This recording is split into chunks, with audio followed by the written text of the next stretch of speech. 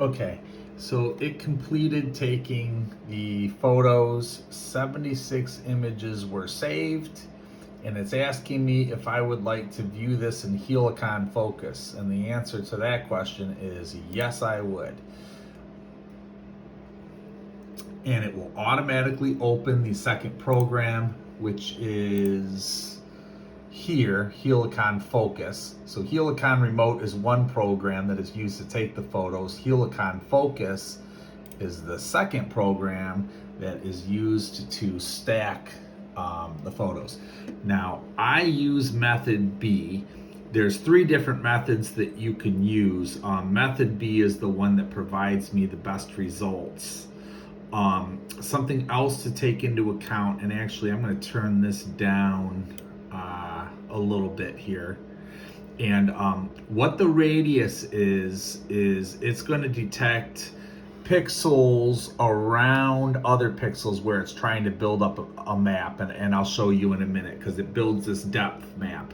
And when it does, the radius, the larger you set the radius, the further out it's going to try to search. And the smaller you set it, the closer in it's going to try to search to match the pixels around the one it's building at that particular moment, which it does very quickly. So I'm going to shorten this radius a little bit, and I'm going to bring it all the way down to 2, I think, right now. Smoothing is it's similar here. You can see defines how the focused areas should be combined. I'm not going to mess with this one right now. I might in future videos, and we'll try to see if we can do get different results, but I'm going to go ahead and I'm going to start to render this stack. And when I do, you're going to see now over here, it's going to start with image 76, and it's going to start to build this depth map. There it goes. I don't know why it took so long to do it. And it's already down to number 69 there, probably because the last set of photos didn't have as much detail. The more detail you get, the longer it's going to take to render.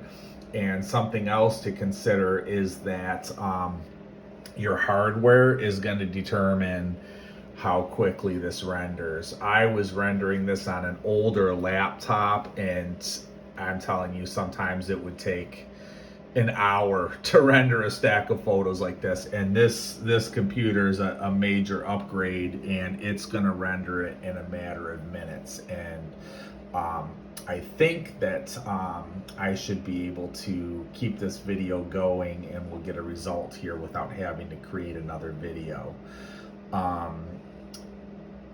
While we do that, we can start to talk a little bit about, there is a retouching tab in here, which I use pretty extensively. Almost every photo I find something that I want to retouch. I don't know if we'll find something in this photo, but we may want to go ahead and take a look at it anyway. I don't use this tab really at all, text and scale. In fact, I'm not even 100% sure what it's for, so maybe I should start to take a closer look at that. I just haven't had a need to use it. Now, it's built the depth map. So what it's doing now is, now that it's built the depth map, it's actually going in and putting those pixels in place. And so it's starting to build the actual image. And it will do this also pretty quickly. It's almost done now. It's at 76 right now. So there we go. So there's our finished image. It's taken the picture, and this is the result. Now, this might not be the coolest picture as far as contrast and things like that go. This is an analcime crystal. I don't know if I pronounced that correctly. This is what I thought was maybe that hair in the previous video, but actually it looks like it's not a hair. It is a actual piece of crystal under there. This looks like it might have rendered a little bit too smooth. So I've gone ahead and I've switched to the retouching tab here, and I'm going to show you, we're going to be able to zoom in closer and take a closer look at these crystals here. Boy, it seems so smooth, but maybe that's how it's supposed to be. So sometimes what'll happen is when you take pictures is you'll get these weird halos and stuff around the crystals. And the reason for that is because as you're zooming from your furthest point out to your closest point, what happens is you'll actually get crystals that interfere with the image. When you're zoomed in, it might cover up something that when you're actually zoomed out, you can get a view of, or vice versa. So that will create these weird looking little halos around the crystals. This one actually didn't create any halos at all. Actually, there's no retouching that needs to be done. But I'll show you how that works anyway real quick. Is you've got these brushes here, and you can change your brush size, your brush hardness, your color tolerance, just like if you were doing something similar to that in Photoshop. And then what you can do is I can scroll through the list of images here. So let's say maybe say 56. So over here it's going to show me what was in focus on 56. And actually we might be able to do some good retouching in here. Now that I'm taking a closer look at it, I'm noticing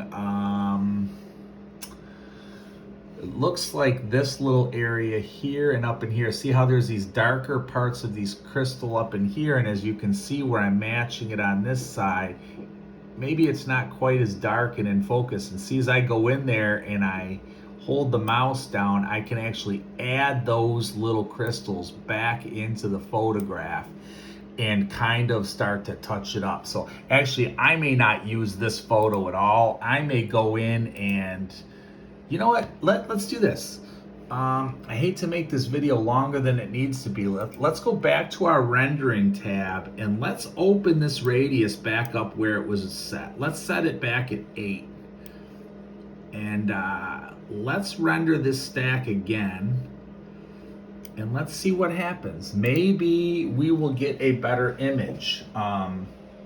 It looks like it's building the depth map a heck of a lot quicker than it did last time. So maybe, I don't know, maybe the program saves some of that stuff and redoes it. So anyway, that's kind of cool. So I thought this was going to take longer than it is, and actually it looks like it's going to put this back together real quick here and just maybe clean up some of those areas. Let's see what happens. This will be interesting because I've actually never done this. I don't play a heck of a lot with the radius and smoothing sliders because I was getting results that I was happy with, and look at the difference that made. So when I turned that radius down, actually it made it look a heck of a lot worse. This is a much cleaner photograph here than what I had before. Boy, I thought that was a hair, but look at that. And that's what's funny about these microscopic photos. There is a tiny little hair in here. I thought this was the hair, but look at this. Here's a hair way up in here.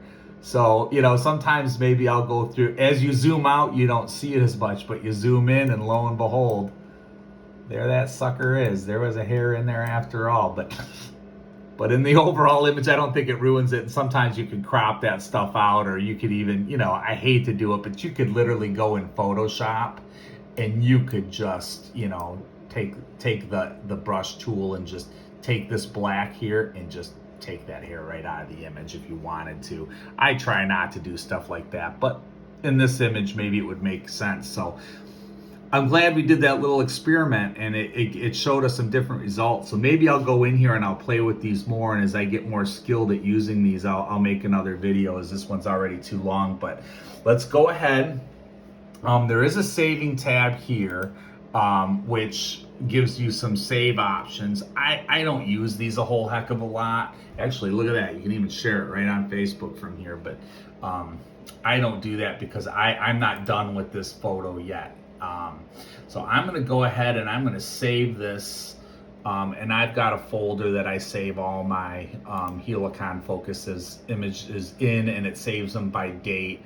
So they're well labeled, and then I can go in and do what I want with them later. And then I will just show you some results are not saved. Well, we saved them. We know we saved them. And I'm going to open up Lightroom real quick. And I am going to go ahead and just, and I'm not going to fine tune it in this instance, but I'm going to add that photo in. and it's going to be the last one in this stack here. There we go.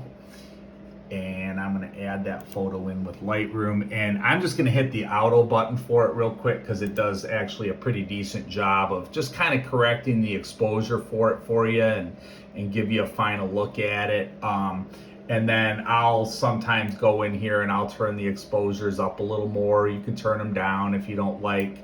One thing that I tend to do quite a bit actually is I add just a little bit of sharpening back in, and I mean just a little bit. And the reason why I do that is, so if you look at the image, I'm going to move the slider. I don't know if you can really see in this video, but it adds just a tiny little bit of crispness back into the photo.